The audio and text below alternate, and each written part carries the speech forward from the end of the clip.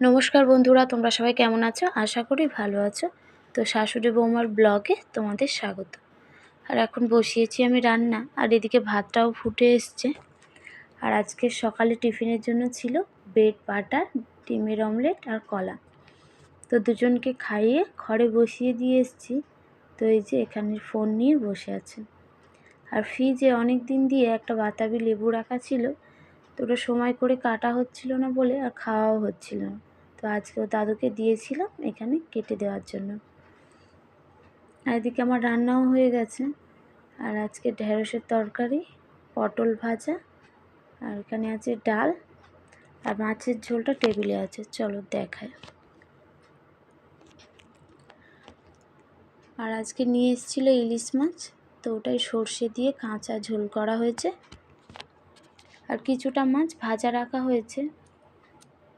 তো এই যে মাছ ভাজা আর তেল, এই ছিল আজকে দুপুরের রান্না। আর ওরা দু ভাই উপরের ঘরে এসে টিভি দেখছে। তো এখন দুজনকে তুলে নিয়ে যাব, কারণ স্নান করাবো, অনেকটা বেলা হয়ে গেছে।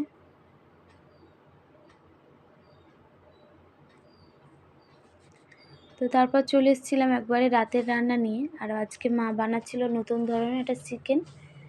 তো প্রথমে চিকেনটাকে আদা রসুন পেঁয়াজ নুন হলুদ একটা ডিম আর কর্নফ্লাওয়ার দিয়ে মাখিয়ে রেখেছিল। তারপরে এখানে চিকেনগুলোকে এক এক করে ভেজে নিয়ে তুলে নিল। ওই চিকেন ভাজা তেলটার মধ্যে একটু বাটার দিয়ে দিয়েছে, দিয়ে ওর মধ্যে একটু রসুন কুচি একটু লঙ্কার কুচি দিয়ে ভাজা ভাজা করে ওর মধ্যে আবার ওই ভাজা চিকেনগুলো দিয়ে কিছুক্ষণ ভেজে ওর মধ্যে সয়া সস চিলি সস দিয়ে আর একটু জল দিয়ে ধিমে আঁচে দিয়ে দিয়েছিল, আর একটু ধনেপাতা দিয়েছিল। আর চিকেনটা খেতেও খুব ভালো হয়েছিল। তো এই ছিল আজকের ভিডিও।